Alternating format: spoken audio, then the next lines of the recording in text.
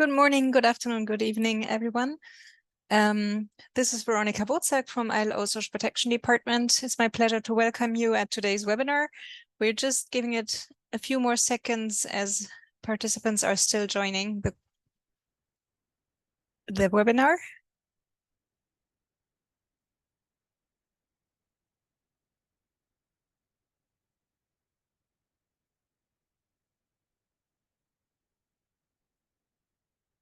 We were very enthusiastic to see how much interest this session attracted with many. I think this was the highest registration rate we had in our series so far for this workshop.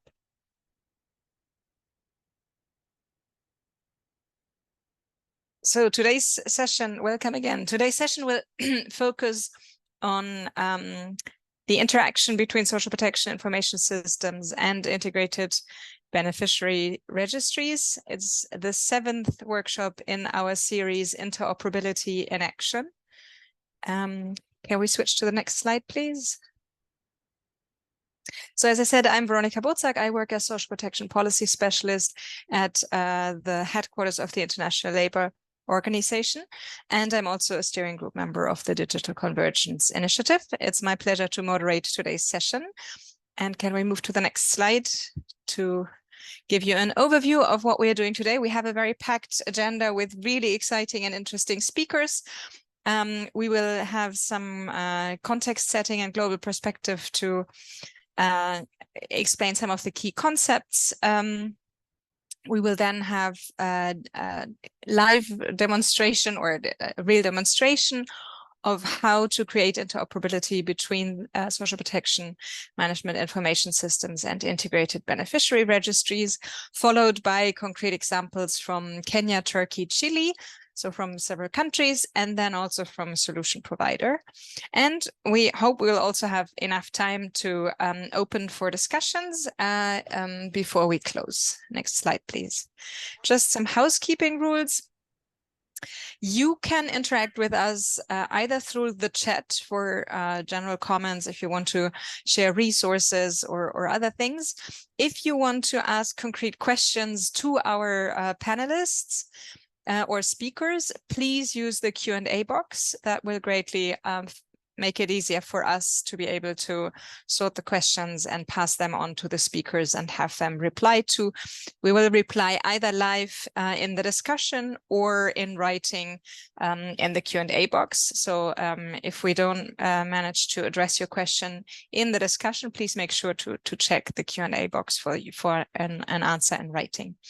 This session will be recorded, so you agree to this by participating in this webinar, and also simultaneous interpretation is available. You can select between English, French, Portuguese, or Spanish if you click the interpretation button with the little globe at the control bar, usually at the bottom of your screen. Next slide, please. A little bit of background on the Digital Convergence Initiative.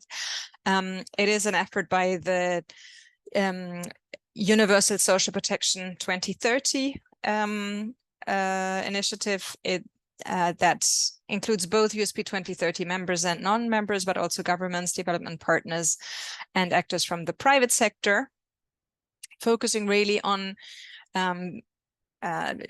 agreeing on consensus-based standards for interoperability, which is, of course, important because it enables ICT solution providers to build products that are easy to use, easier to integrate and to operate and maintain and scale. It reduces time and cost, so solutions can be developed much quicker.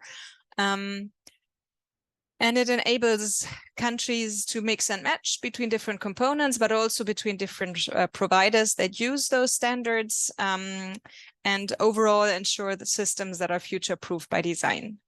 Please go to the next slide.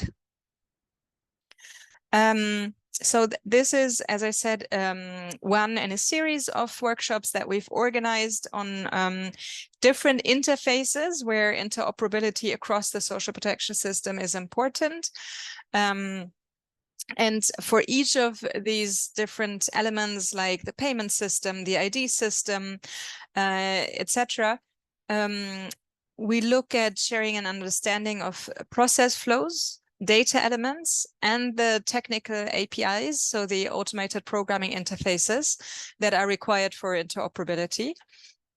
Creating awareness on the benefits of interoperability through the use cases, and demonstrate live interoperability using digital public goods for some use cases. And also, of course, hearing from experts, stakeholders, but also from you on the topic. Next slide, please. So previous interoperability in action workshops, if you're interested, we already had a session on interaction with the civil registration system, payment systems, identification systems, pharma registries, disability registries, and social registries. So do check our website and watch the recordings if you're interested to look at any other of these aspects. Next slide, please. On the Digital Convergence Initiative, it is this workshop series, but also others, such as you may have also followed some of our sessions in the Talking Interoperability Dialogue series.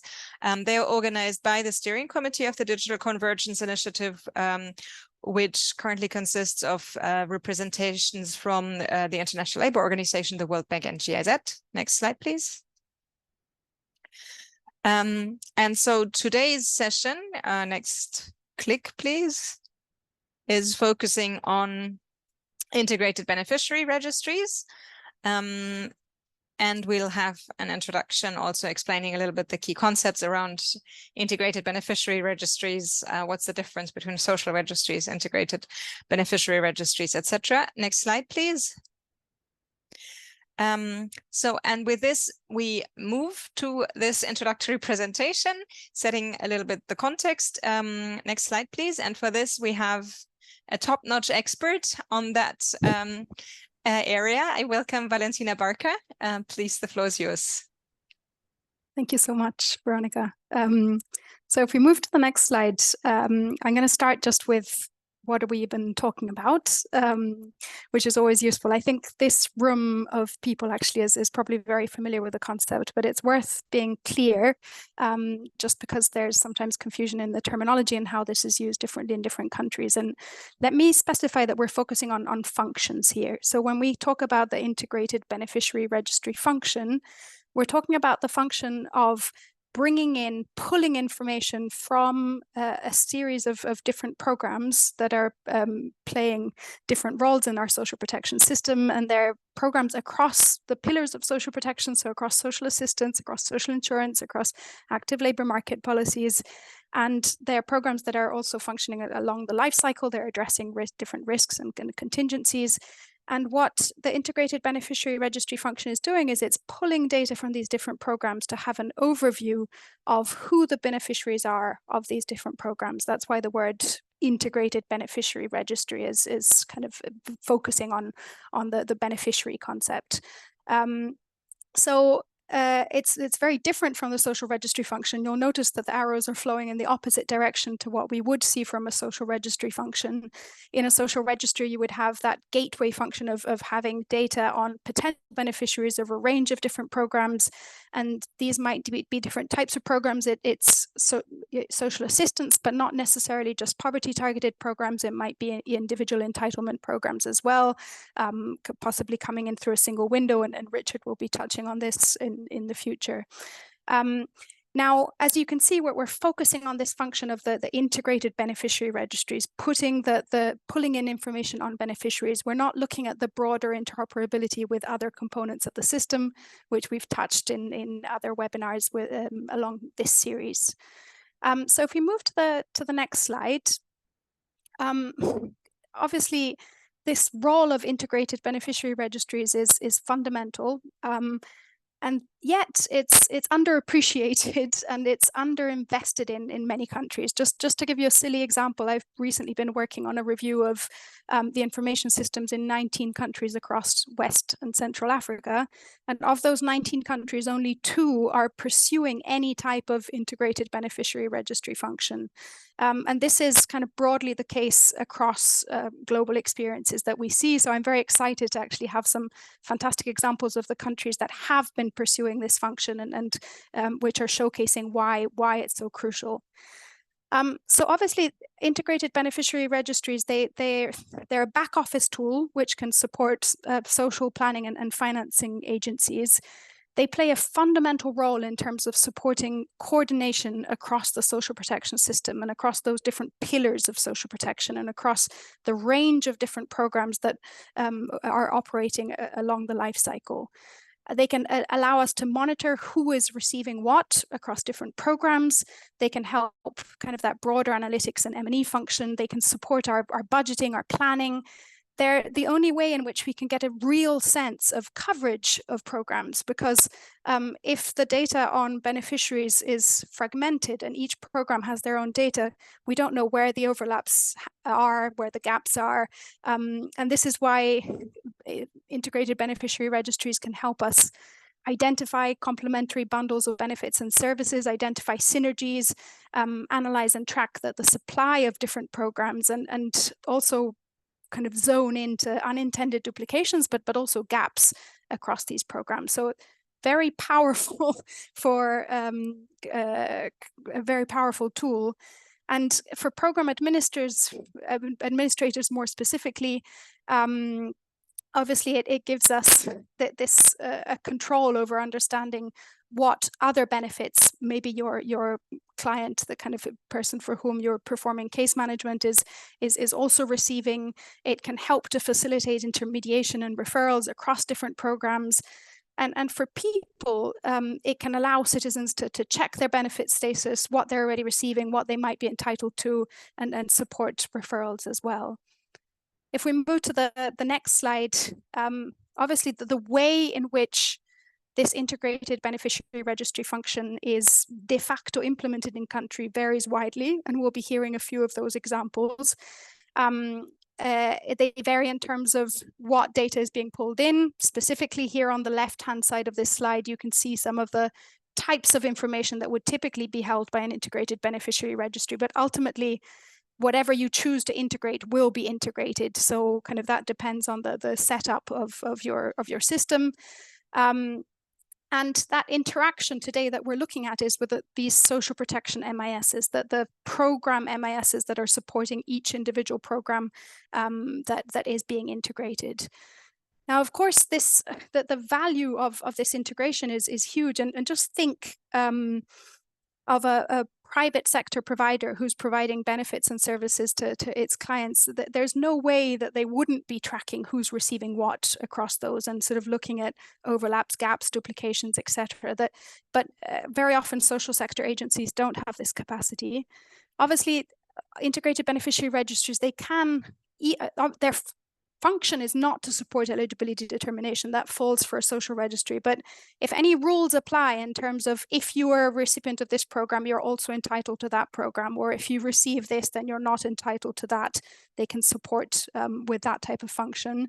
As we've already said, they can support this monitoring and evaluation and even near real-time verification and validation.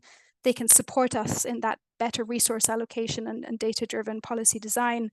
And overall, having integration across the program MISs of different programs can also enable integration of other functions along the delivery chain, so including the payments function, the grievance function. Just one point on the M&E is there's a paper that's going to come out quite soon with a convergence initiative called "We Have the Data, Let's Use It Better." And it's focusing on some of these sort of M&E insights that can be really useful for planning and budget allocation, etc., that very often we don't tap into sufficiently. The data is there, we're just not using it enough. So having said all of this, I'm going to hand over to the experts who have actually been designing these systems in country and kind of over to the rest of the webinar, hoping that gave you a useful initial overview. Thanks. Thank you very much, Valentina, for that overview. Just to introduce myself, I'm Rob Worthington. I'm a business analyst working with Quantu, and it's been my pleasure to work with a number of colleagues from different countries to learn really how they have approached developing integrated beneficiary registries and to see what that shows us in terms of a potential common approach. So what I'm going to do is take you through two case studies that illustrate the approach that we're proposing. So this diagram here is showing an overview of the entire social protection delivery chain. And there are two key stages where we feel the integrated beneficiary registry plays a role, where the function of the IBR plays a role. First in the enrollment stage, and second in the managed stage that you see there on the right. So what we're going to do in this demonstration is illustrate the data exchange between SPMIS, we'll use that abbreviation for Social Protection MIS, and the IBR, abbreviation for Integrated Beneficiary Registry, using two use cases that relate to specific steps in each of these stages, which you can see at the bottom of the screen here. So let's look at the first use case. So the example that we've taken here is a social protection scheme for people with disabilities. And in this use case, we'll focus on an individual who is proactively requesting to enroll in the scheme themselves. And we're going to look at three scenarios where SPMIS must exchange data with the IBR to facilitate this. So first, during the enrollment, to verify that the beneficiary is not already enrolled in another scheme that might make them ineligible for this scheme. And second, for SPMIS to update the IBR with details of the type of benefit provided to a beneficiary that is enrolled. And third, the scenario where SPMIS needs to update the IBR in the case where a beneficiary has exited the scheme. So let's go over the first enrollment scenario in a bit more depth. In this slide, we're going to look at the full enrollment process, including verification checks with other parts of the social protection information system. So the process starts when our fictitious person, we're calling Miss Elena, requests to enroll in the scheme, in this case using a public portal. She'll need either her unique identification number, UIN, or her disability ID to do this. SPMIS is going to receive her enrollment request via the portal, and it's going to send her a confirmation SMS or email. And it's now going to communicate via an API with 4 other systems to verify if she's eligible for the scheme before making an enrollment decision and informing Miss Elena. So this starts with a call to a disability registry using her UIN or disability ID. The disability registry is going to return a response confirming if she's registered or not. If she is, that response will include additional details, which you can see here, things like the type of disability she has, the type of functional limitation she has, the type of support services she uses, her accessibility needs, and perhaps an overall disability percentage. Second, it will make a call to the social registry, again using her UIN. If she's registered in the social registry, it will return a response with her poverty score and household ID. Third, and now where the IBR comes in, it will make a call to the IBR using either her UIN or her household ID, or it could be both if we're interested in schemes which are at the household level. If she's registered in the IBR, this will return data on a number of different schemes, all of the schemes effectively that she has been registered in, along with her current enrollment status in the scheme. So is she actively enrolled still, or has she graduated or been suspended for some other reason? Finally, it will make a call to the payment system, again using her UIN, which provides a response to confirm if her bank details are available and if they've been verified. So SPMIS has now verified data from 4 separate systems, which it can use to make an enrollment decision. In our scenario, Miss Elena is accepted and she receives an SMS from SPMIS confirming her enrollment in the scheme. So let's now turn to the second scenario. At this point, Elena is enrolled in the disability scheme and will start to receive monthly cash transfers. And again, we're going to follow the full process to see where the IBR sits within that. So the scenario starts with SPMIS generating a disbursement list. This has details of all the beneficiaries to be paid in the monthly cycle. This is transmitted via API to the payment system. The payment system will make the payments and send a response with detail of the status for each of the payments to SPMIS. The SPMIS is then going to collate a similar list to send to the IBR. This will update the IBR on which beneficiaries have received what kind of benefit from the scheme on which date. This is going to include obviously both newly enrolled beneficiaries like Elena, as well as existing beneficiaries. The data, as we see here, will include demographic data such as sex, birth date, location, socioeconomic data like the poverty score, the name and ID for the scheme providing the benefit, and the type and, if appropriate, the value of the benefit provided. The IBR will provide an acknowledgement. This process is then going to be repeated each time the scheme beneficiaries receive an additional benefit. In our scenario for this scheme, this would be monthly.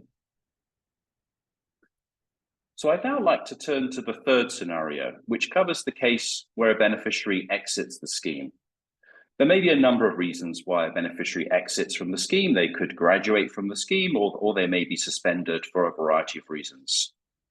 In the scenario that we're going to consider here, our fictitious beneficiary, Miss Elena, has sadly deceased. So the process starts once the CRBS is updated with details of the death event. This initiates a deceased notification to SPMIS. It provides SPMIS with Elena's UIN, name, sex, death registration number, and death date. Based on this information, SPMIS updates Elena's status as suspended. This will prevent any further payments from being made to her. It also notifies the IBR using an API. This provides information such as Elena's UIN, household ID, and name. It includes detail of the program in which she was enrolled and the date of the last benefit that she received. Critically, her status is now included as suspended, and the date on which she was suspended is also included. This data is now available in the IBR, and hence for other SPMASs to query and verify the same status. So we've now gone over the first use case and the three scenarios, and I'd like to hand over to the Access Health team, who are going to provide a live demonstration of this use case. Thank you, Robert. I'm Shafali Singla from Access Health team. I would now walk you through the sandbox environment and live demonstration for all the three scenarios discussed by Robert. Next slide, please. The demonstration environment has been set up in the DCI sandbox environment, incorporating the multiple systems that correspond to social protection programs, disability registry, social registry, integrated beneficiary registry, payment system, and the CRVS system to showcase the interoperability. These systems seamlessly interact with each other using APIs and data standards, ensuring the smooth communication based on the predefined parameters. Next slide. Let's now go through the live demonstration.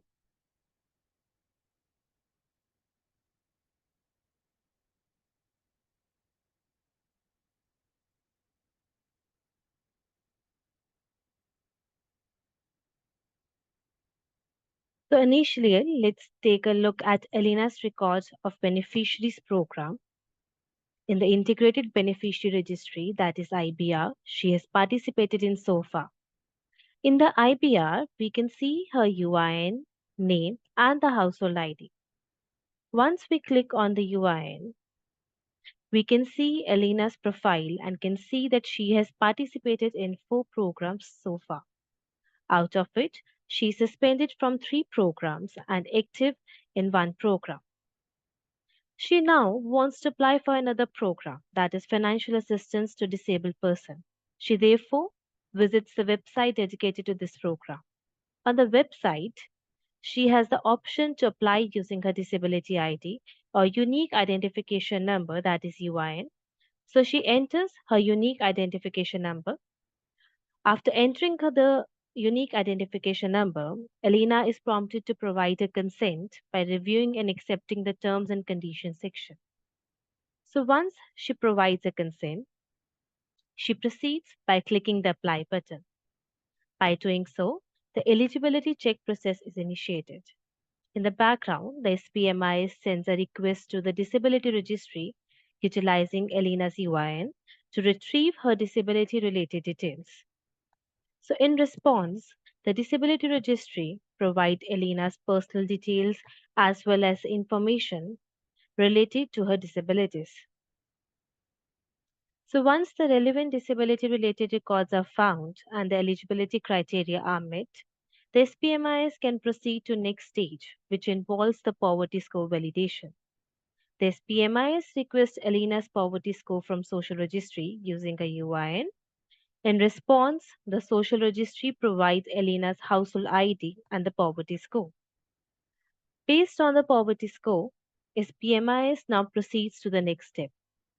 As the next step, the SPMIS requests the IBR to provide the other program enrollment details of Elena in which she has participated utilizing her UIN and the household ID. The IBR in return sends the details of Elena's other programs and their enrollment status, which is the same information that was seen initially on the IBR screen. So this information is used by the SPMIS to validate Elena's eligibility for the program. If she is eligible, the SPMIS makes an API request to the payment system to check for any linked bank account using her UIN and determine if it's payable. So once all the eligibility criteria have been met, Elena is successfully enrolled and a notification is displayed. So with this, we complete the enrollment process. So now, based on the monthly payment cycle, the SPMIS generates a disbursement list for beneficiaries enrolled in this program. To demonstrate this process, we log in into the system as an admin user. Before initiating the payment, let's have a look at Elena's account. Elena currently has 250 ALL amount in a bank account. The payment has been initiated, and Elena have received both the money and a notification on her phone.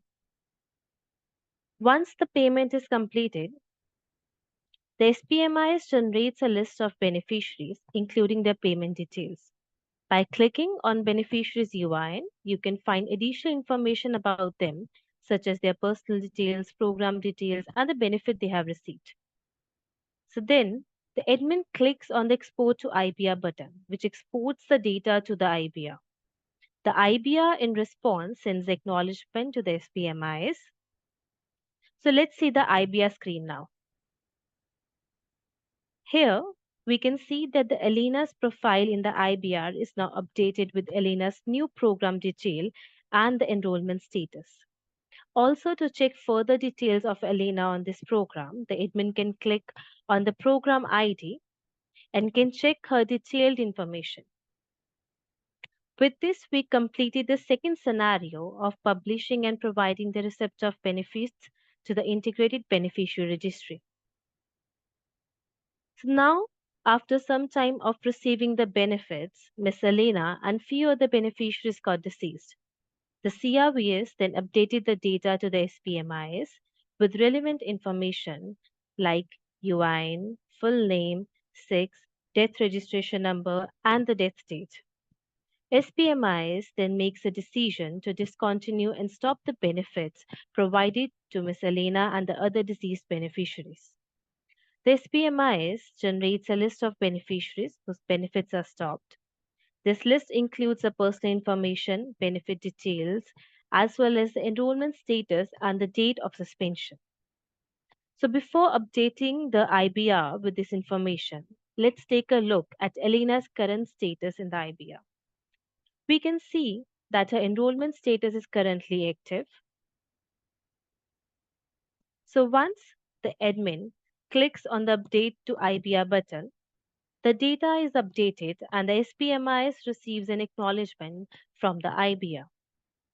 We can now see the IBR. that Elena's enrollment status has changed to suspended with the date of suspension. This concludes the third scenario of publishing the receipt of exited beneficiaries and completion of the first use case demonstration.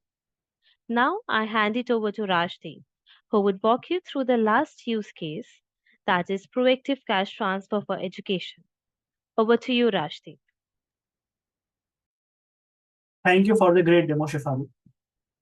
We will now move on to the last use case. Let's look at the proactive cash transfer for the education.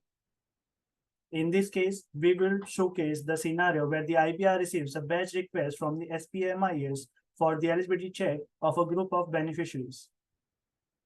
The process starts when SPMIS for the education program makes an API call to social registry, which is integrated with the education management information system to search on child in school. If relevant to the program's eligibility check criteria, it could include the other parameters such as age, sex, and poverty score. The social registry will return a matching list of children with their UIN, age, sex, education details, along with their household ID and the parents' UINs. In cases where the social registry and the education management information system are not already integrated and sharing the data, the social registry would provide the information excluding the school and education information. Additionally, the SPMIS may need to query the EMIS separately to verify that the list of children provided by the social registry are enrolled in school. With the confirmation in hand, as the next step, SPMIS will query the IBR to determine if the beneficiary is already enrolled in another program that would make the child ineligible for these programs. In this scenario, it will send a batch of UIN and household IDs for the list of children provided by the social registry. The IBR will return a response with the details on enrollment history and the status of beneficiary in other programs. The SPMIS can now make a decision based on the information provided by the social registry, EMIS, IBR. Additionally, the SPMIS will also make a final check with the payment system using the parent's UIN to verify their bank account status. Once the eligibility check is completed, the student's family can be notified on their proactive enrollment in the program. After this step, the SPMIS will provide the benefits and publish the beneficiary list to IBR in a similar way that we have seen in the previous use case. With this, we conclude the discussion on the use cases. I now hand over to Robert for the data standards, code directories, and the API discussion. Over to you, Robert. Thank you, Rajdeep. So we've looked at 2 use cases in depth, including a demonstration. So let's finish by quickly reviewing the proposed data standard, the code directories, and the APIs. The proposed data standard includes data points on the type of benefit received by a beneficiary from a specific scheme. It includes the name, UIN, and household ID of the beneficiary, as well as the name and ID of the scheme or program in which they're registered, along with key dates such as when the beneficiary was enrolled and, if relevant, when their enrollment was suspended. It includes information on the type of benefit provided and, if appropriate, the value. Finally, it also includes the current enrollment status. The code directory for benefit types includes a number of different types of benefits, such as cash transfers, vouchers, training, social insurance, grants, and so on. 4 separate enrollment statuses are proposed. These are active, suspended, graduated, or potential. 3 API requests are defined. The first request enables SPMIS to post a search query to the IBR to query which schemes a beneficiary is or has been enrolled in. The second enables SPMIS to post batch data on a group of beneficiaries that have received a benefit from the scheme. This provides the information that we reviewed earlier in the proposed data standard. The third enables SPMS to update the IBR in cases where a beneficiary has exited the scheme and will no longer receive benefits. I'd now like to hand over to my colleague from Kenya to present his presentation. Okay, thank you, Robert. Good afternoon, colleagues and participants. This is Shandrak Meme from Kenya. I will present about the IBR in Kenya, the Integrated Beneficiary Registry. In Kenya, we have an Integrated Beneficiary Registry that was launched on 2016. For this presentation, I've included also the social registry that was started in 2021. So for the Integrated Beneficiary Registry, it is covering the programs, the social intervention programs that are running in Kenya. And the programs are many, some are run with systems, and those systems are interoperable, and they report back to IBR after their business process. So the IBR is not running the business process. That's running the business process of intervention, but rather is a collection of or a repository of the data after the programs have been able to run their business process. The Integrated Beneficiary in Kenya is covering a number of programs, as I will be able to explain in the next slide. For this Integrated Beneficiary, it has covered a big number of population. So far, we have 1.3 households in that Integrated Beneficiary Registry. And this registry that we are calling Integrated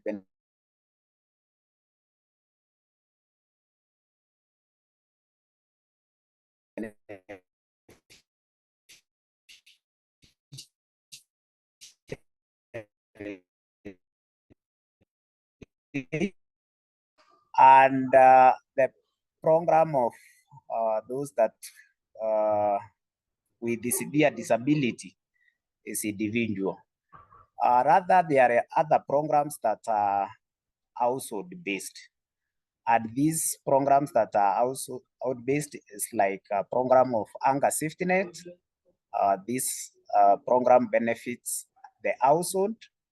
There is a program of nutrition improvement that benefits a household as a top-up or a complementary program to those that are benefiting on initial programs that are either household-based or individual-based. This Integrated Beneficiary Registry currently draws its data from all these programs, and the program can be able to counter-check if a beneficiary is benefiting from other program, if their criteria is not to duplicate or to have double dipping, what you call double dipping, where you benefit from one or two programs. These programs that are in Integrated Beneficiary Registry, they benefit also from the social registry when they doing targeting, in that they draw data from the social registry.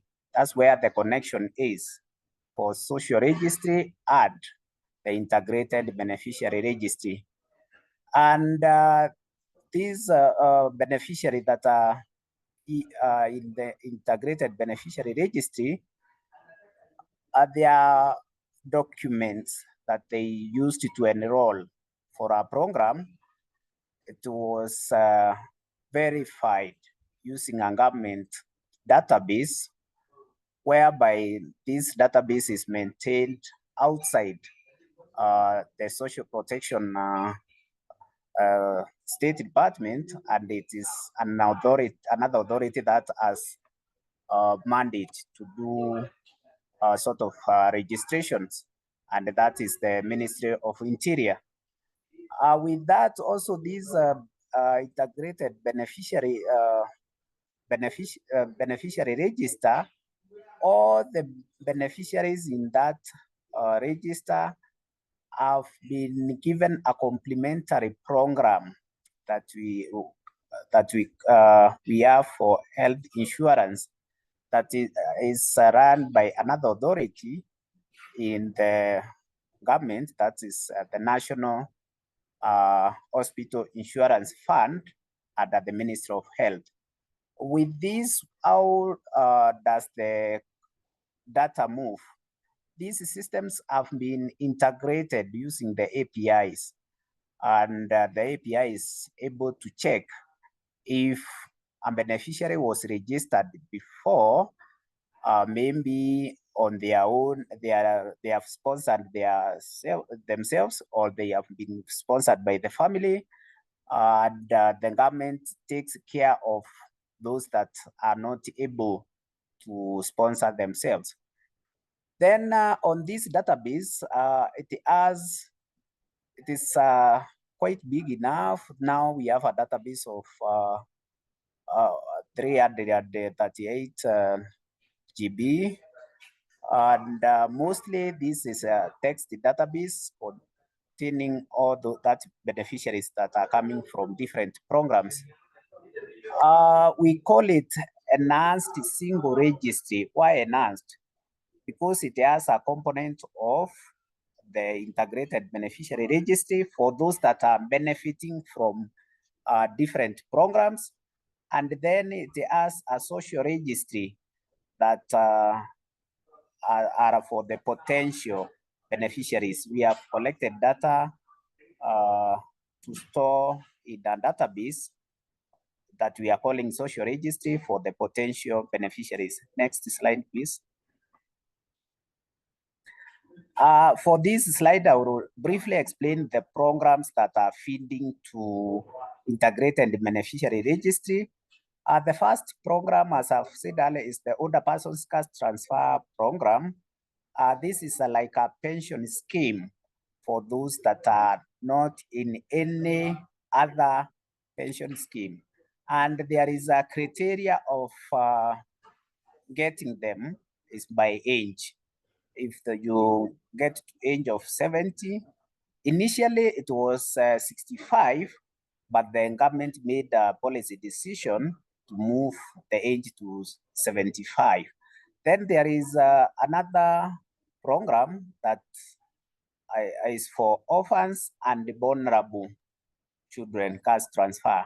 And this is for the needy. Shadrach, I'm extremely sorry to interrupt. I think your time is running very fast, and I think you had already explained the 9 programs in the previous slide. May I suggest we move to the, Yes, I think the was moving to next the 2 next slides, slide. or if you can be very quick on this one, just to make sure we stay on time. Okay, there is the persons living with the disability. That's for those that are need 24-hour care, and the Younger Safety Net program for the areas that we call the ASO areas. Next slide, please. Then I will explain about the interoperability between the MISs that are feeding data to this integrated beneficiary registry. The data elements that are exchanged are quite huge. The geographical information, the household characteristics, and the demographics of the household. Then when transferring data, we use many standards for the security of data. And then during the exchange of this data from the programs to integrated beneficiary registry, we have the APIs called, and then the mechanism is transferring data in batch process when there is the big activity like a run of payroll. And then these are the times when there is case management, we do real-time data transfer. Next slide, please. Then what are the key challenges that we have in this? Some of the data, yes, we share data with some organizations that don't have a system whereby they are able to integrate with the social registry. What happens is that we is share data with them through emails. That's where the issue of security comes in. Then another thing of challenge in Kenya is the data sharing arrangements. Yes, some organizations do ask for data to carry on a social protection interventions, but when it comes to reporting, quite a number of them are not reporting to the registry, whereas we have provided mechanisms to do the reporting. Thank you. That's the end of my presentation. Over to you, Veronica. Excellent. Thank you so much. And without further ado, we'll move to the example of Turkey. Next slide, please. So from Turkey, we have Ercan Danzuk, Senior Social Protection Specialist from the General Directorate of Social Assistance Ministry of Family and Social Assistance Services. And we also have Ali Saib Demirus, Head of Social Assistance Applications from the General Directorate of Information Technologies at the Ministry of Family and Social Services. Welcome, and the floor is yours, please. Okay, I will start, and please, I will tell about the integrated social assistance systems of our country, namely ISAS, and tell about two specific cases of how we provide interoperability. Firstly, I have to state that we have an integrated system which also integrates the integrated beneficiary system, integrated beneficiary registry, and also social protection system.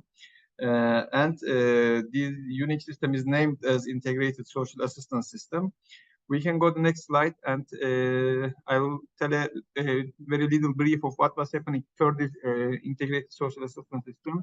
You can see here that one citizen have been taking a paper from the our local social assistance bureau, and have to go around the city and find all local bureaus of other government organization in order to prove his poverty and sign this document to say that there is no social security record, there is no ownership of car or real estate. And for now, we removed all such processes, and we have a strong integrated digital system. We can keep going on. Next slide, please. Okay. Next, I can see nothing in this slide. Okay, in this part, Mr. Ercan will tell about the general process of what is happening in our system, and then I will continue. Yeah, thank you, Mr. Ali. Thank you for the GIs and all the participants. Welcome to Turkey. Yeah, I think in our system, interoperability of the ISAS system, we have two sources of the data. First one is the administrative data, and we collected this data from the different governmental institutions, 29 governmental institutions, and in these institutions we get the data from the 120 web-based services and databases. And the second source of our data from the field visit, our social workers get the data from the different by using the social inquiry form. In all districts of the Turkey is about the 2003 districts. We have the social solidarity foundations. It means the local units of the our social assistance system. And let's move, please.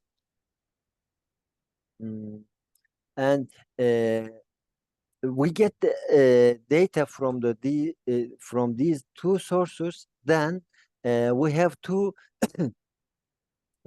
testing data, administrative data, and the hybrid need testing, especially for the universal versus health insurance, and the proxy mean testing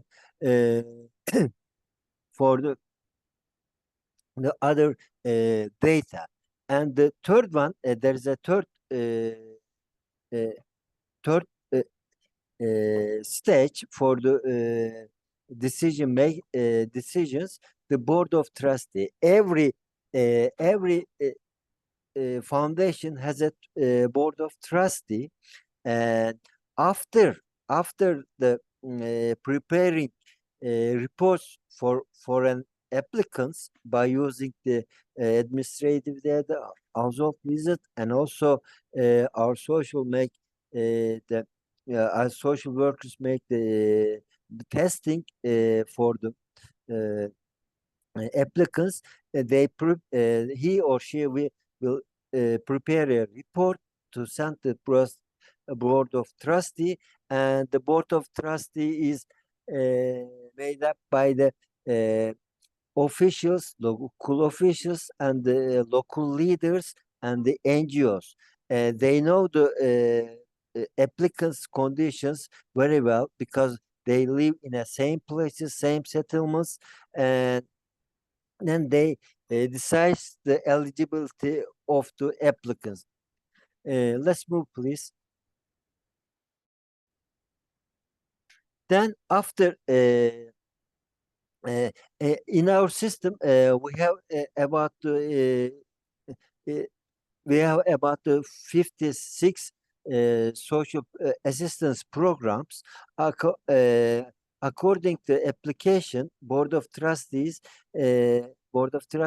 decides which assistance program goes to the which applicants, or the third part of the interoperability. We have data analysis, auditing, and beneficiary monitoring.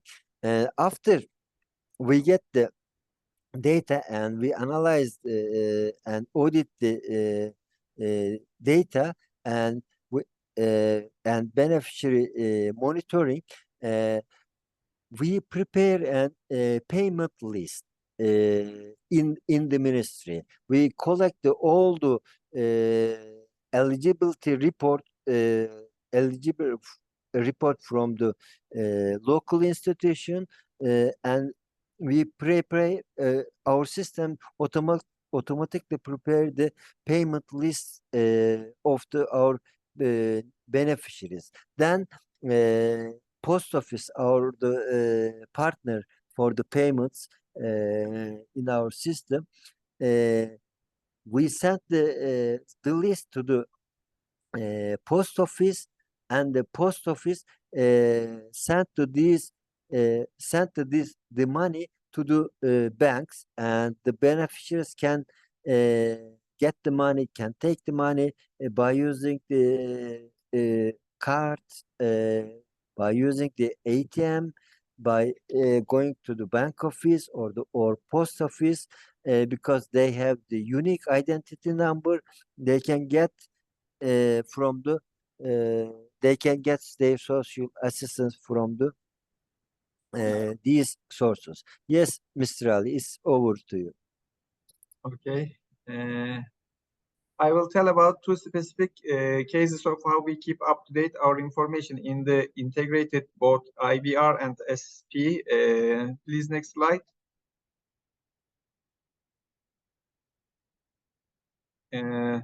We have many integrations. In fact, it is placed, it is named as Integrated Beneficiary Registry, but we constitute the Integrated Beneficiary Registry in our system by integrating with all these government organizations, and we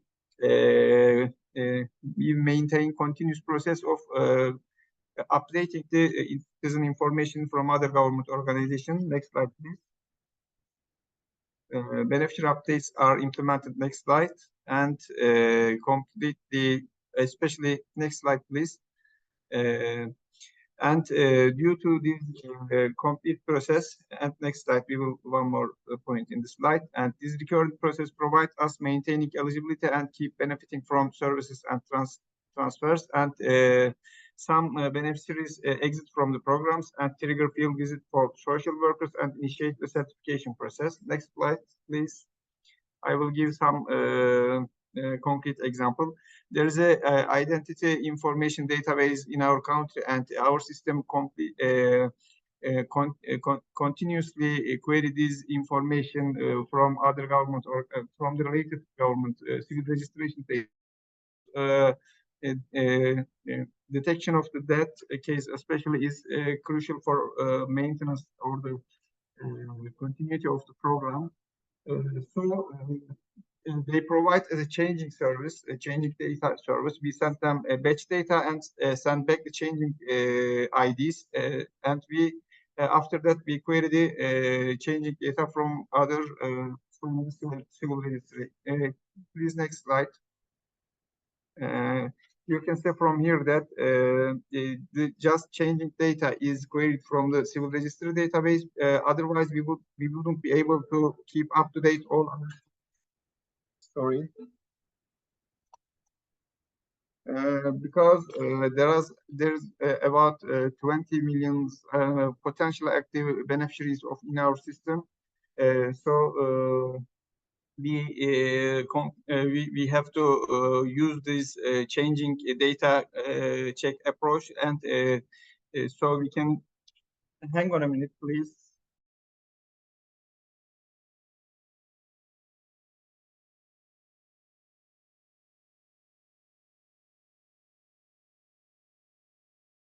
I'm sorry, because there is an urgent phone, and additionally, we can keep going on with next slide. In this slide, we can see that social security integration and with our integrated beneficiary registry and social protection registry system. Social security information is very crucial for many type of social aids because it's a precondition for sustaining the social aid or suspending it. We query the information about pension and salary data, and also health insurance data is a clear information for us that the citizen has an active social security record, and this results in the cut off some social aids, suspend of some social aids. And direct payment data is used from the social security institution for paying back some payments of citizen to for some type of drugs, and you pay back this fee to citizen back.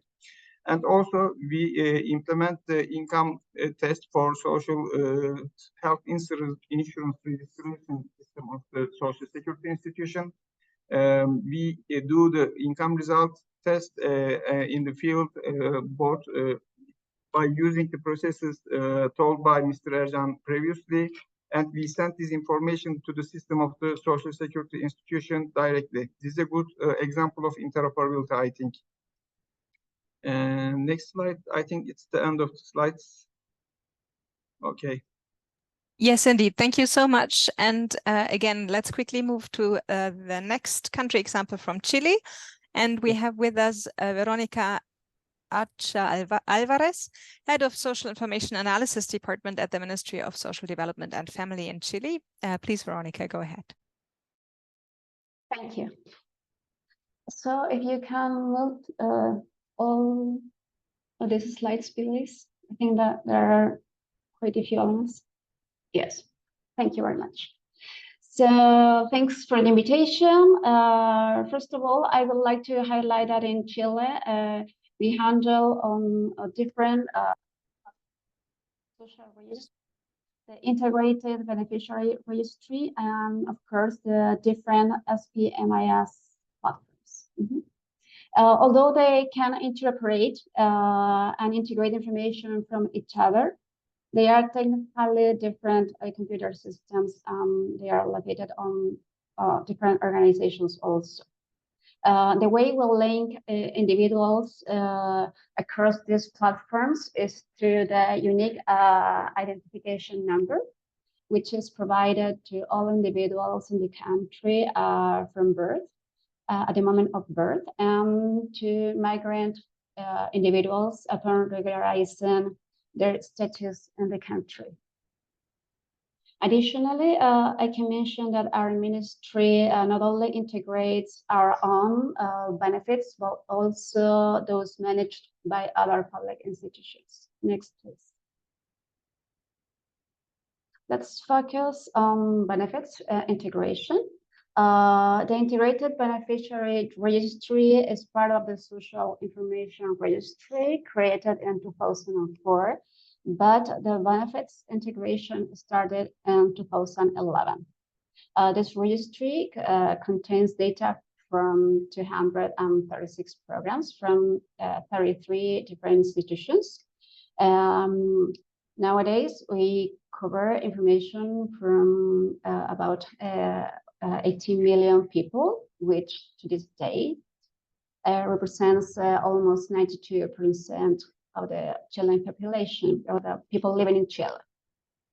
In terms of data volume, we have slightly over 1 terabyte of data stored in a large Oracle table.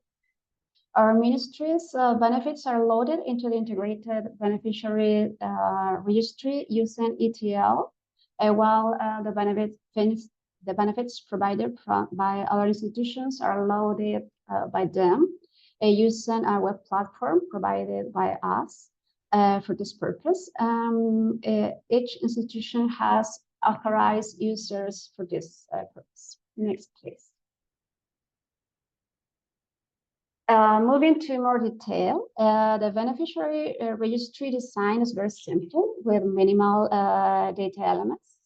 At first, we had 11 variables recorded, but an evaluation of the real utility of them led us to reduce the number of elements to only 9. The variables recorded for all benefits are the program ID, the national ID number, the given names and surnames, the date when the benefit was given, the type of benefit, if it was in cash or in kind, the amount in case it was a cash transfer, the municipality code, and the name of the institution that delivers it. From these 9 variables, really 5 are really required. All the others can be obtained from complementary data sources that we have. However, we use these 4 variables to allow some confirmations. An example of this kind of validations is taking the unique identifying number of the person with the information provided by the civil registry. If we find an inconsistency on this data, we block the registration of that benefit. These errors are recorded, so we can make the institution and the user aware of this issue, and they can correct that information and load it again. As I mentioned, our ministry loads the information through ETLs. We use a direct connection to the database level on a monthly frequency. And the other institutions load the information using the web platform in CDS format, and the frequency depends on the processing capabilities of each institution, as well as the frequency of the benefit itself. This results in that some institutions have monthly updates, while in other cases, the updates are less frequently, also annually, for example. To provide an idea of some of the benefits that we have on this integrated registry, we include family subsidies, kindergartens and nursery rooms, old age or disability pensions, scholarships, home care housing subsidies, court sponsorship, training, many more. Next, please. Next, please, Robert. Yeah, thank you. So in terms of challenges, we change many, of course. We in the country, in terms of coverage, we have a very extensive range of benefits. To give you some idea, our ministry conducts an annual evaluation and monitoring of the entire programmatic offering funded with public resources. Last year, there were 484 social programs and 216 non-social programs evaluated. From all that offering, the integrated beneficiary registry contains information on 236 programs. That means less than 50% of the entire public resources invested on this topic. Regarding data architecture and technologies, we are redesigning our data architecture to accommodate to a growing number of records. If we want to cover the 100% of all the social programs, we need a different approach. Also, we are in the country implemented digital transformation. So we are now working on new interoperability standards based on API. So we are moving to that technology and that concept, including enhanced security and privacy measures. About data sharing arrangements, we're working on strategies to raise awareness among public institutions about the importance of an integrated beneficiary registry. Also, regarding install capacities, there are still institutions that lack SPMIS to handle their social programs, and also some of them have limited availability of professionals to handle the information. So this challenges the actual feasibility of them incorporating their data into the IDR. Also, the national goals of digital transformation should enable them to narrow this gap in the coming years. We hope that. Lastly, I would reiterate thanks for the invitation, and I hope this has been useful for you. Thank you very much. Over to you. Thanks a lot, Veronica. We have now heard from 3 different country cases, and our next presentation is from a solution provider. Richard Churchill will present from Development Pathways, and he's the principal digital technology specialist. Please, Richard, the floor is yours. Thank you, Veronica. Next slide, please. So I think I'll start by just mentioning a few key aspects related to terminology. Valentina already discussed this. I think if you do come across the term single registry, in a few examples in countries, it also tends to refer to the integrated beneficiary registry. And in this particular slide, one key point to make is that different countries have different pathways in terms of implementing integrated information systems for social protection. There is a tendency that in low-income countries, you tend to have household-based targeted social assistance schemes. And as you move to middle-income countries, to upper middle-income countries, to high-income countries, there's a tendency to have that distinction being individual-based and life cycle. But overall, I think you tend to have the management information systems for what we call the SPMIS, what my colleagues have already mentioned, populating an integrated beneficiary registry, and that registry acting as effectively a platform to also link to other information systems across the social protection, across the other government registries. Next slide, please. So I think I'm going to go into two examples where we've supported governments to implement integrated beneficiary registries. The first example is Uzbekistan, a very interesting case study in Central Asia. Started putting in place an integrated beneficiary registry in 2018, predominantly starting off with non-contributory schemes, child allowance, maternity benefit, and low income, which were initially being supported through a Mahala committee. So the single registry in Uzbekistan is not just functioning as a warehouse for monitoring, but it also functions as an information system, an integrated information system that supports other functions within the social protection delivery chain for 3 schemes. By 2022, this particular platform was warehousing data and supporting other functions, eligibility, enrollment, and also payment functionality for more than, for 3 schemes, 3 main schemes, 3 complementary schemes, and had linkages to 20 government databases. So I think, so it's a very good example in terms of the capability evolution of a scheme within a very relatively short period of time, or a evolution of an information system, or an IBR within a very short period of time, and also the capacity to be able to link with multiple government databases. Next slide, please. But I think the setup between 2018 and 2022 for Uzbekistan's registry was not without challenges. The first challenge was that the design was based on a Cabinet of Ministers resolution, which was a high-level document. There was no detailed design documentation, and that presented a lot of challenges, needed a lot of consultations, engagements with government stakeholders to be able to refine and get the design concluded. But I think ultimately there was a strong political will, and that particular challenge was overcome.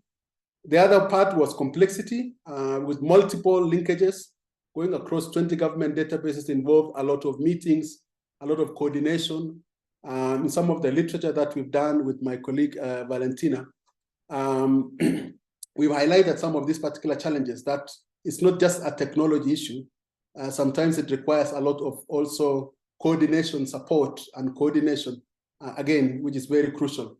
I think I mentioned coordination. Integration was also a crucial challenge to overcome. But luckily, the Cabinet of Ministers resolution, there was a lot of collaboration. There was a lot of strong will and commitment from the Ministry of Finance. There were also resources which were provided to ensure that all the other registries which were not digitalized were digitalized in a very relatively short period of time, which is normally very challenging in many countries to undertake. Capacity and security, there was need to put in place and train a team that was going to transition from the support and development from a private vendor to a fully government run. And I think it's great that currently the system, the platform, is fully managed by a government team. Fifth was infrastructure, whereas, for example, the data centers and all that were fully in place. There was a bit of some old infrastructure at the subnational level that needed to be modernized progressively to be able to provide support. Internet was not a major issue across most of the registration points in the country where this was being done, but the system had to be refined in a way that it could also work with very low internet, including limiting, for example, the sizes of the files that needed to be uploaded. And I think it functioned very well because in some of the instances, more than 1,500 concurrent connections were being submitted at any one given time, especially during the peak time when the registration happens before the payments, which are normally dispersed monthly. Next slide, please. So the next example comes across to Africa. Kenya example was presented earlier by Meme. So in Uganda, again, similar model to the Kenyan, where we have an integrated beneficiary registry, started a couple of years ago, launched in 2021, which currently has 5 social protection schemes, automatically linked using API mechanisms. Some few schemes, NSSF and Public Service Pension Scheme, connect through using linked using provide summary data through a batch process. There is, in terms of the model for Uganda, there is a mini social registry in the northern part of the country. And this also illustrates the other schemes which are part and parcel of the social protection landscape in the country: direct income support, social insurance, social care and support, and complementary programs. The vision is to get most of the other schemes connecting to the registry, and there's ongoing engagement to have that in place. It's an ongoing work. The registry also acts as a gateway to the ID agency, the NIRA, and also there are plans to connect to the Bureau of Statistics and the Office of the Prime Minister. There's an information system there. The UBOS is mainly to provide aggregated statistics that are used to populate some monitoring statistics or enrich some monitoring statistics for the Uganda's National Single Registry. There are plans also to extend the social registry component in Uganda over the next few years. Next slide, please. So I think I wanted just to illustrate, I think already, that there was a strong, very good demonstration of how the program MIS or social protection MIS connects to the integrated beneficiary registry. So I think here is just giving an illustration of some of the API, if you are an IT person, methods that are typically created to allow for exchange of information. One would be the one handling individual beneficiaries, and the other one would be households. And the distinction here is because in a typical social protection landscape, you would have some programs which are targeted at individuals and some which are household-based. And I think I explained earlier the typical evolution from a low-income country to a middle one to maybe even high income. So in the case for Uganda, the API standards are configurable in such a way that the programs can submit data for individual beneficiaries, household beneficiaries, or even groups. There was a request to have groups because some of the social protection programs provide benefits to groups. And then, of course, there is the typical standard method, which is used to submit payments or disbursements. There were loan elements. That's why you see, for example, disbursements and recoveries as part of the components, which is slightly unique compared to other standard SP interventions. And then, of course, there would be aspects or methods associated with the complaints, exits. The Geo Master List is meant to support standardization of the geographical administrative locations. I think when you have integrated beneficiary registry and you have your program management information system, you want to ensure that the language in terms of the geography or location of the beneficiaries is standardized across all these particular systems. In the same way, I can see someone, for example, raising the unique ID as a critical ingredient for that. Next slide, please. So in Uganda, there are also challenges, coordination mechanisms so that you can get all the players, all the programs which are at different levels of implementing their schemes, setting up their management information systems. Some of them would be paper-based, some are semi-electronic, and others would be electronic to be able to collaborate. But the advantage was that there was a strong task force which was created by the principal secretary to be able to support coordination within the Ministry of Gender, Labor and Social Development. Data privacy and security concerns. Every integration initiative raises data privacy and security concerns. And one of the key requests that was made by some of the other parties would be to understand exactly the data protection and security mechanisms that the single registry or the integrated beneficiary registry was designed with. And it required a lot of collaboration, engagement, dialogue, different parties to be able to set that out.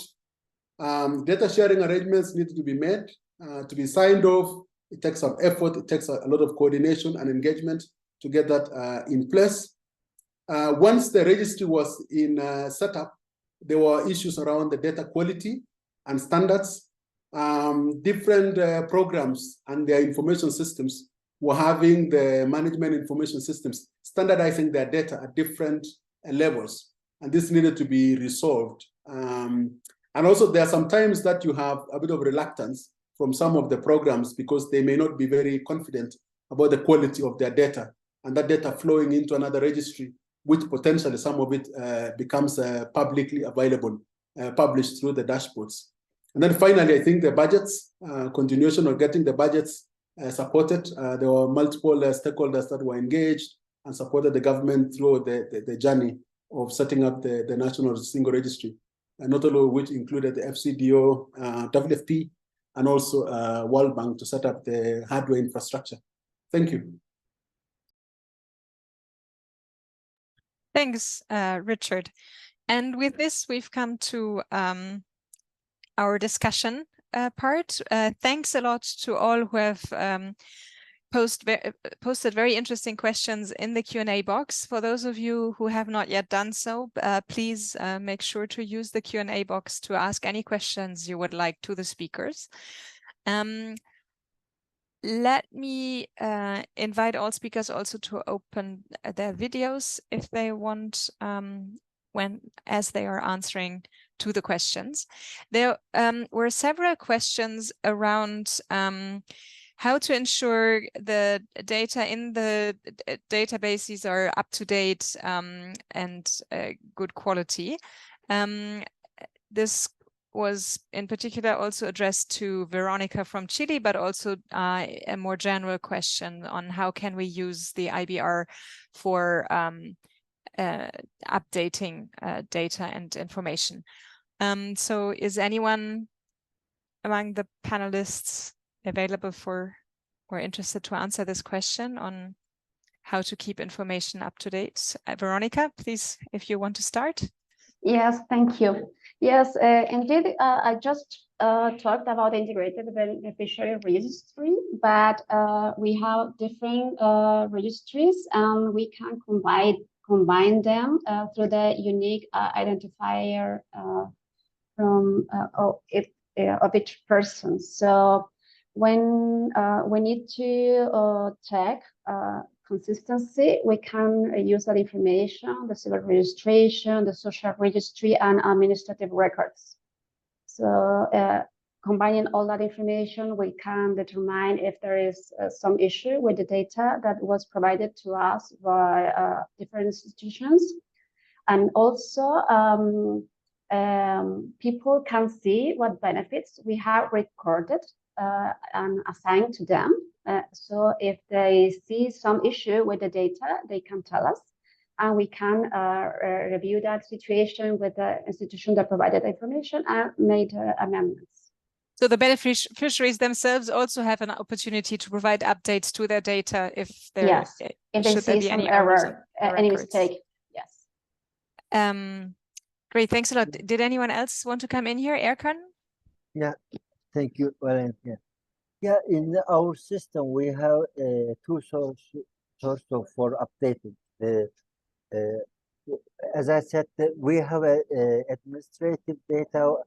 It's taken from the different institutions, and our system is automatically update all the data for every day. The first one. For the second source, the house of visit, especially we check, we control especially for the regular social assistance beneficiaries. We visit their houses at least one or twice in a year. So and also as Veronica said, beneficiaries can apply to mention about the changes, but generally automatically we check if there is any changes in beneficiaries' conditions, and also house results, and all the data and all the information about the beneficiaries is updated and is new. We don't miss any changes, almost any changes in the beneficiaries' conditions. Excellent, and thank you. also, Yeah, sorry. sorry. Last point, and as the several colleagues said about their capacity of the system. For example, we give the social assistance just 10% of our population, but in our system, 70% of population are registered in the system, and also we can especially in the COVID time period, we could easily reach the people at poverty risk because of the COVID-19 conditions, and we can get we could get all the data from our administrative database from different institutions without asking them. We can determine these beneficiaries in COVID time period. Okay, thank you. Over.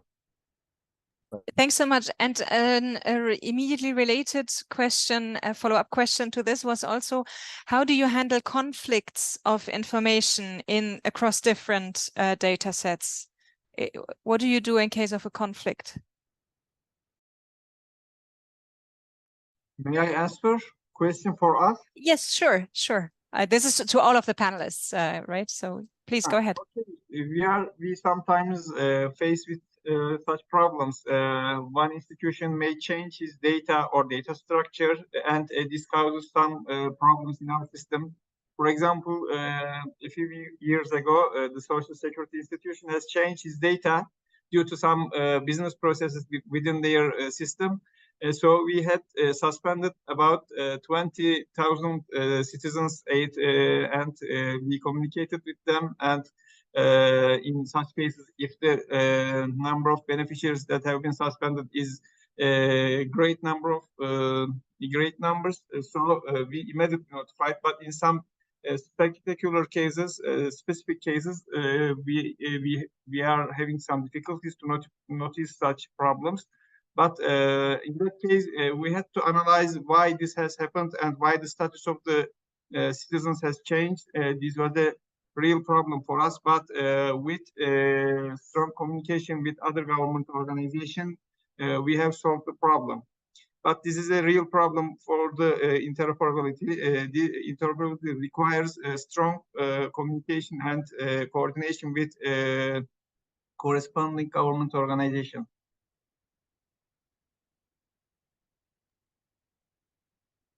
Excellent, thank you. Did anyone else want to come in on this question of data quality and data updating? If Veronica, you wanted to add something, please. Yes, thank you. Maybe I can add something. We perform offline quality checks frequently. So if we identify any problem, we talk with the institution that is provided information that makes this inconsistency appear, and to see which is the correct data. You also communicate with the counterpart government organization to solve the problem. Okay, this is natural process. I think everybody. Nobody in such an environment can solve all problems with themselves. We sometimes have a reflex that should we change some business rules of our due to some change in other government organizations' data, but generally the solution is to cooperate with other side. I also wanted to add a final point there. Richard, come here. Sorry, Veronica, yeah. So I think just to flag that the data quality management is going to be an ongoing process. It's not going to be fully resolved. I think the first thing is, if you have administrative data sources, is going to be the need to verify the data against those. It's going to be need to have very strong data validation controls within your information system. And then finally, of course, the analysis of the data all the time as part of the data use will bring out any new areas that can be addressed as part of that. So I think it's an ongoing thing that you have to manage.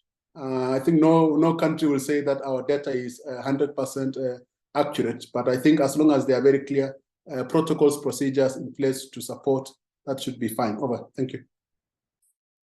Great, thanks a lot. Then another cluster of questions was around how do you actually go about building this integrated beneficiary database? What are the important steps to follow?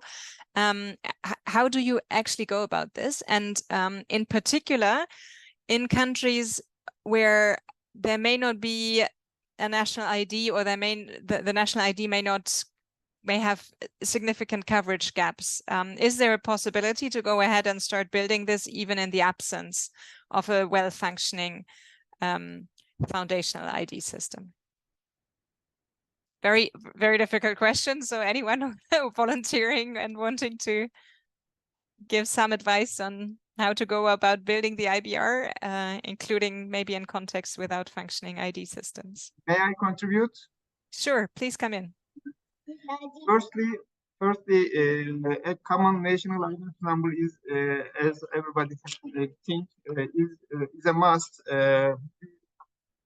We find ourselves relatively successful at this issue, and this depended on the civil registration database, which has been being set up before the 2000s, and any other government organization that is sharing their data also depend on the same ID number for all citizens. Otherwise, we wouldn't be able to successful. Some of the institutions has lately began to use this information. They had their specific ID numbers, but then they also began to use the common national identity number. So we depend all our integrations on this ID number. Similarly, we have a address ID for all single addresses, and this is also useful for actively and rightly detecting the real addresses of citizens, because our system heavily depends on the household approach rather than family approach. When this information is provided, it is very beneficial for setting up such a system, except other than the social registry system.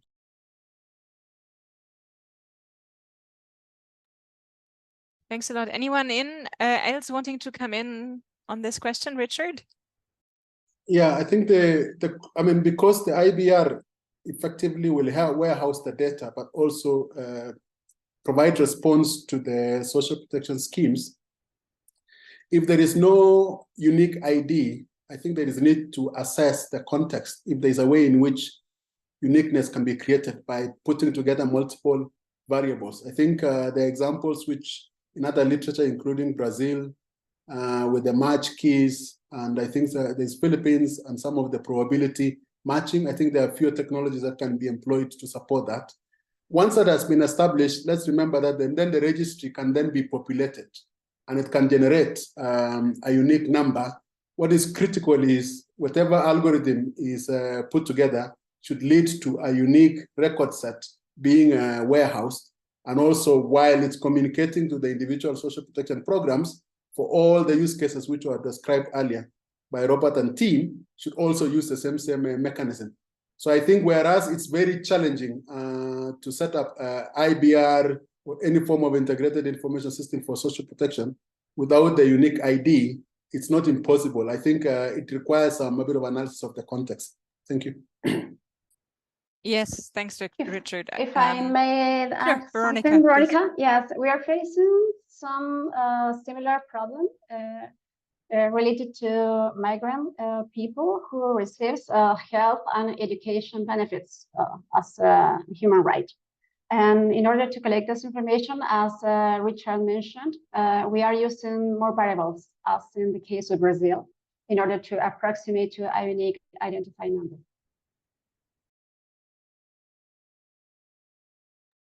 Thanks. Over.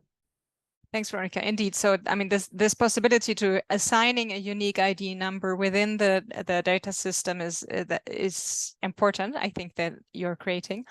And then I also think Richard referred to Brazil as a really interesting example that in the absence of a widespread national ID system, accepted, I think, many different types of proof of identity, whether it's utility bills, tax numbers, driving license, whatever, birth certificates, whatever document you may have, you can come and show and use that as an entry point for having yourself registered with the system.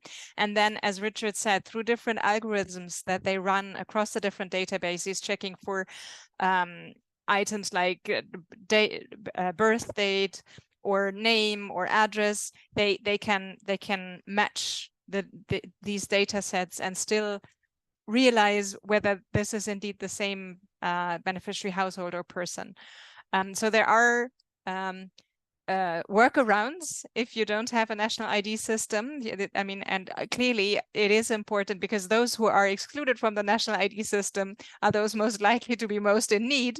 It is important that we do not create exclusionary effects just because of the matter of fact of not having or being registered with it. And there are also examples, I think Valentina put that in her written answer, where you can also then, if you realize certain people are not registered with the national ID authorities, the social protection system can then facilitate that registration, because obviously a national ID is important for many different public services and at many different stages. So it's, I mean, in any case, important for those who don't have a national ID to help those who are currently excluded to access those. Then maybe there are many questions that are being posted in the Q&A box now. So let's perhaps move ahead with our discussion. We've talked a lot about the ID now. The steps for, if I want to build an integrated beneficiary registry, where do I start? What do I do first? How do I go about this? I think that question we haven't really had a spoken answer to. I think Rob started answering this in writing, but did anybody want to say something around this question? I think I'll probably give it a shot. So I think starting up, I guess it goes back to the normal process, like any other setting up any other integrated information system, whether you're dealing with a social registry or the IBR. It will start off with getting the needs, doing the feasibility, doing the scoping, and then you then subsequently follow with the more detailed design, and then it moves into a technology development with the implementation. So it's going to be a bit of a high-level social protection need around that. There's going to be the driving objectives for social protection, typically driven by social policies in many countries, identifying the need for monitoring, the need for planning, the need for coordination. It's going to be a bit of an established institution that will be an institutional home for the IBR and all that. So I think there's going to be, it comes typically from the policy drive, and then of course becomes a technology solution. But then policymakers also need to make use of the data. Yeah, over. If I can Excellent, just thank quickly you. Valentina, sure, that. come in. It's a silly punctualization, but it actually makes a big difference. Is very often when I look at the policy intentions on paper in many countries, we say that our information system should be supporting with M&E, with planning, with budgeting, etc. But then what we're not doing is thinking through where data needs to be flowing to and from in order to enable that. So if we're just pursuing a social registry function, then we will not be able to do that properly. We will not have an overview of who is receiving what across our system. We will not have that integration across the pillars of social protection. We will not have that understanding of coverage of our social protection system, as Veronica showed us, that she's able to say 91% of my population is receiving some kind of benefit or another. So it's about, following that policy intention with the practical understanding of where does data need to be flowing to and from to do this. And an integrated beneficiary registry is one of the crucial building blocks for this. Thanks a lot, Valentina.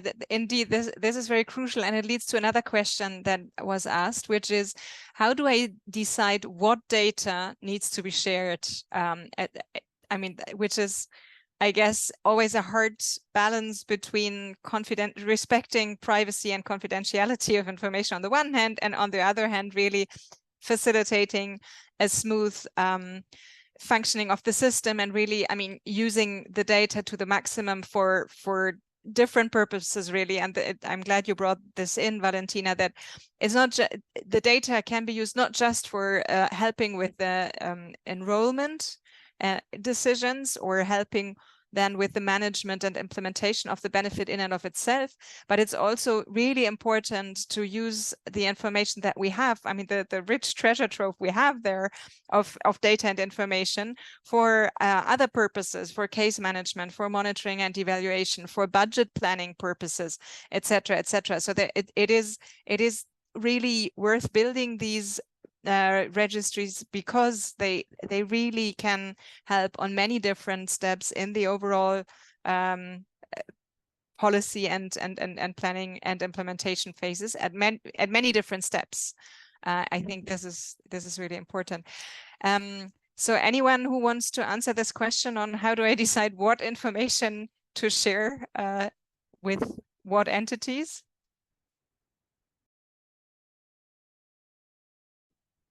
I can take a first go at that if no one else is coming in. Great, Rob. Yes, please. Yeah, I mean, I think really just to sort of echo Richard and Valentina's points, I think, you know, the policy priorities are the starting point. Implementing an IBR is a costly, complex, and time-consuming process. It should ideally be approached as something that you do in phases. And I think, you know, really honing in on what are those priority questions that you want to answer? What problems are you going to be able to solve if you can get answers to those questions is an excellent starting point. I think the questions that you prioritize are, of course, going to dictate the type of data that you need. And secondly, I think there's a question of scope here. You know, I think we've seen this from the country panelists that, you know, it is an ongoing process. Most of the countries that we've heard from are progressively adding more and more management information systems, more schemes into the IBR. So there's a question of prioritization there as well, in terms of which schemes do you start with. You know, I think it makes sense to start with the ones that you feel are going to be most valuable in terms of the types of questions that you want to ask. Now, just to sort of add into this as well, obviously this is exactly what DCI is working on. You know, we've already spoken to a number of countries. We will be following up. We'll hear more about this in a few minutes with some recommendations, so we can help, you know, make some suggestions in terms of what the obvious data points are to consider. Excellent. Thanks, Rob. Any other inputs to this question? Richard, did you want to come in again? Yeah, so I think Shadrach would know this. At the start of the IBR in Kenya, I think it was mainly give us essential information common across all the social protection programs, because at the time they were having different implementation targeting approaches. So not every social protection scheme was necessarily keeping standard information parameters. So at the time, it was essential information necessary to populate the IBR. But I think over time, when the social registry component came in, there was a bit of additional standard parameters Shadrach would know, which were related to the harmonized registration mechanism that was put in place. It brought in additional variables to get that. So I think it starts off with, again, objectives, policy, the needs. So I think if the social policy makers are more driven about the needs, and then it goes down there. I don't think it's going to be a major challenge if there's a lot of will and institutional support to really get the data. There might be a bit of problematic entities, departments, agencies, but those ones can be dealt with once because in any case, policies are done in a collaborative manner in many countries. In other countries, things are faster. In other countries, things become challenging, but it's an ongoing process. Over. Excellent, thank you. Can I add? Oh, sorry, Erkan. Yeah, Erkan, you have your hand up as well? Yeah, please, Valentina, go on, please. Oh, sorry, for some reason my hand raising function has disappeared, so I'm just coming in, apologies. Just quickly to add to what Richard said, First of all, it's just a pitch, is let's remember the data minimization principle in the background from a data protection perspective. And I'm sure all of you have seen, but if you haven't, do take a look at the guidelines for data protection that were developed by the SPIAC-B Corporation Board. We can share them again in the chat. I'd share them in the Q&A, and the data minimization is one of the crucial principles there. So let's remember that in the background.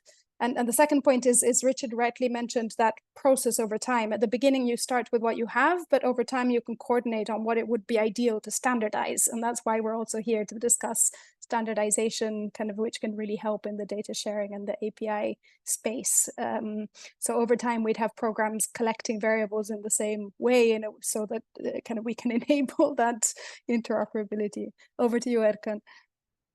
Yeah. Thank you, Valentina. I think sharing the databases in the system is related. I think I think like the Richard, it's related with the policy. For example, I know the Valentina knows our system very well, social assistance system. I think our system is still based on or emphasizes the notion of the delivery of the social assistance. The main issue is now still is delivery of the social assistance. But for example, we have a project now about the impact analysis of the CCT in Turkey. It's the first research about our social assistance system. We haven't known that about how our programs have an impact on people's lives, or we don't know the impact of our social assistance program. And maybe we try to change our targets in our system. So, for example, in our system, nobody can see, no governmental bodies can see or can get any information from us. We can share some data, just the aggregate data, not the individual data. They can use some official things. So because in our system, this data, the only integrated data in Turkey. There is no such integrated data. I know some cases, especially in one of the webinar, the Belgic case is so different. They have created very, very, very developed system. It's I don't remember the term. The one page, you can see everything in one page. You can use and also their system are interactive. You can put some data by yourself, or the companies can input some data in them. This is totally different, but we are at the level of almost a little bit mature system, so sharing is still a confidential issue for us. Thank you. Excellent. Too long. Thanks a lot. Shadrach, you had your hand up for a second. Did you lower again, or did you want to come in? We're Shadrach or Meme, did you want to come in? If not, we're almost running out of time for our discussion. You need to unmute if you want to speak, Meme, in case you do.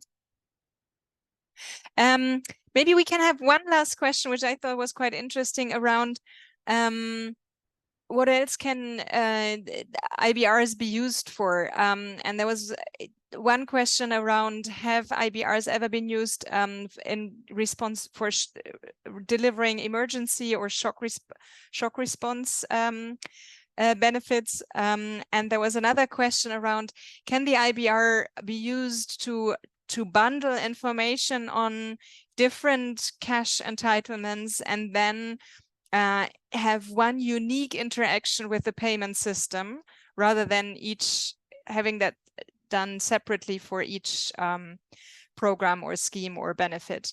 So, I mean, I guess there are many different other use cases that we can think of for once we have this IBR in place. How can this be used? These are just two examples, but yeah, does anybody want to share their thoughts on these two or potential other use cases that the IBR can be helpful for?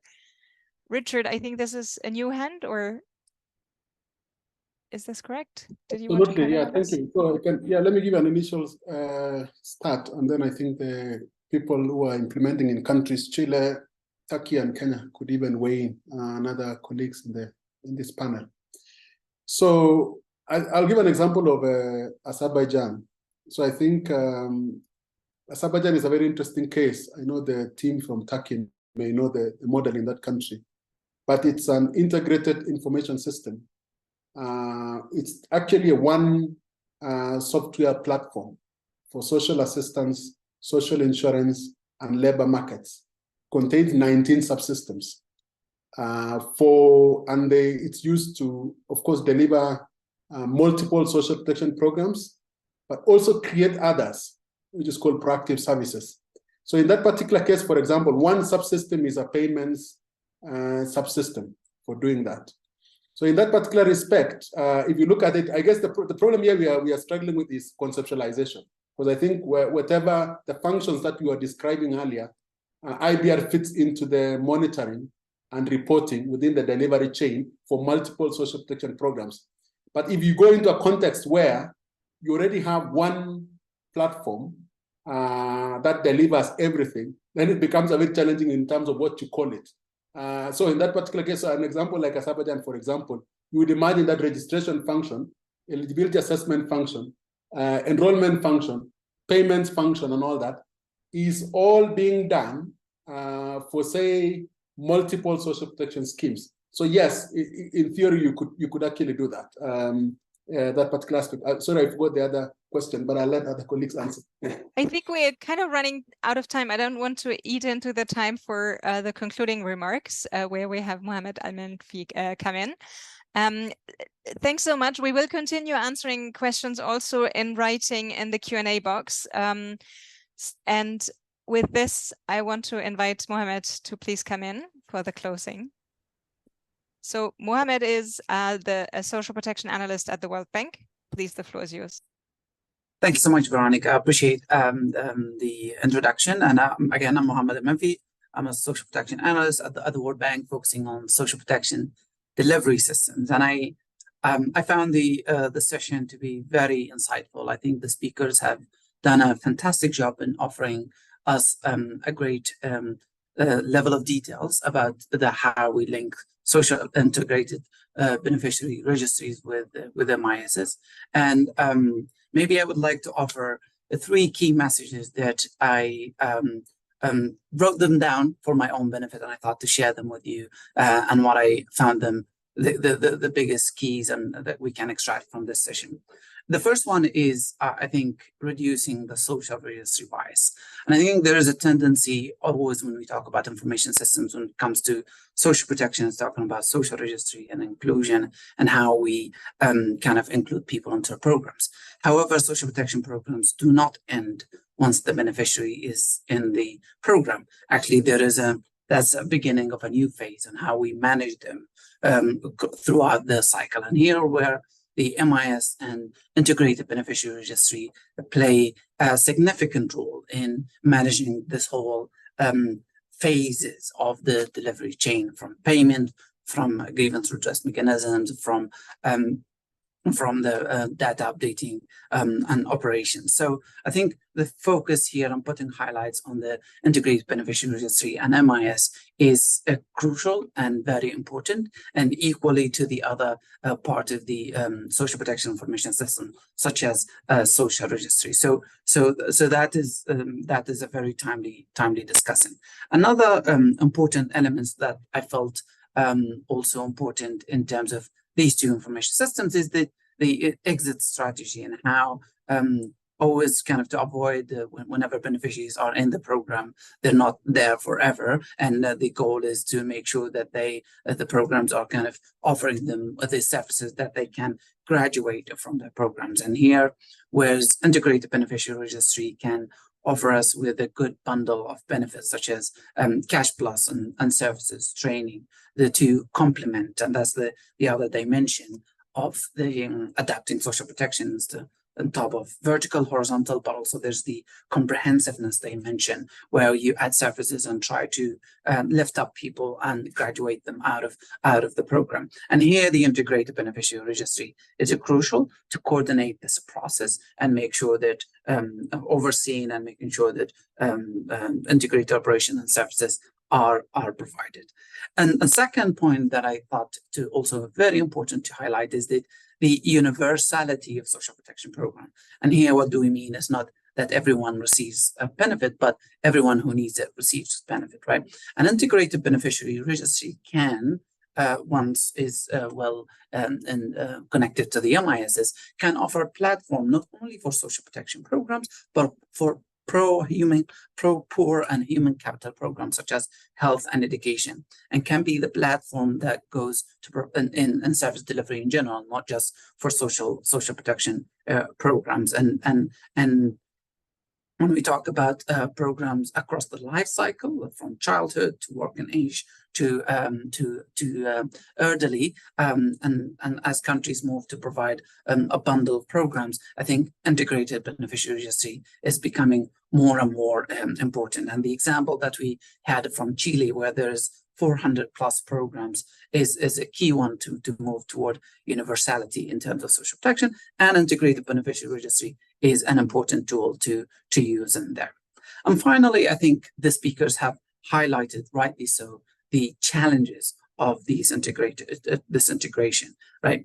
And I would think about it kind of with this, a Chinese proverb is like, you cross the river by feeling the stones, right? And one of the important stones that we need to feel as we move or cross the integration river is the data protection and privacy, and how it was highlighted by all the speakers as a common challenge. And I think we are at the early stage where we have now we're developing protocols, but we're still yet to see them in practice, how they span out. And then I think that's an important consideration for countries as they move to, or as they cross the integration river. Capacity is also important. I was curious not to hear the vendor lock-in, and how, for example, vendors, when they build those systems and they kind of and the lack of government capacity to carry on for sustainability for those information systems. And I think that's also an important element for countries to consider in investing in capacity building and making sure that they have the element of sustainability to ensure that we get the benefits from those integrated beneficiary registries. These are the three key highlights that I thought are very important to end and close with. And with that, I would like to thank the speakers, organizers, and moderators for the rich discussion that we have, and the great questions that we received. Moving forward, we have a next, as a DCI, we have a next event on interoperability on November 7th, and the country to be determined. And also we have a standard committees on public review open, where we would seek your contribution on how we can provide the standards for the interoperability. And we had several work streams on a civil registry, payment system, identification, farmer registry, disability, social registry, and integrated beneficiary registry. And next slide, please. And we would like to seek your inputs, where I think we would love to hear your expertise to our work streams, and also support the process of census building and harmonization. And of course, we would like you to be an agent of DCI and spread awareness about the initiative and all these sessions that we conduct.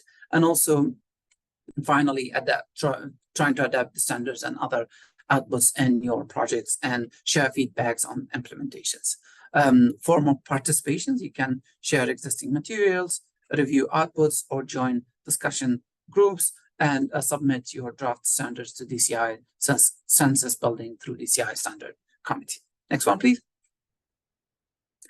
You can connect with us on several platforms, on our DAG website or Discourse, LinkedIn, Twitter, and Instagram. And next one slide, please. And with that, I would like to thank everyone and hand it over to Veronica. Thank you. Thanks, Mohammed. I think you said it all. This was a really great session. I've very much enjoyed the lively exchange and the wealth of information and experience. And I mean, a lot of really very concrete and detailed examples from different countries and on how things can be done. This was really, really great. Thanks so much to everyone, the speakers, the country representatives, the experts, but most of you also to the audience for being very interactive through the Q&A, for posting very interesting questions and staying engaged. Thanks so much, and looking forward to seeing you at the next edition.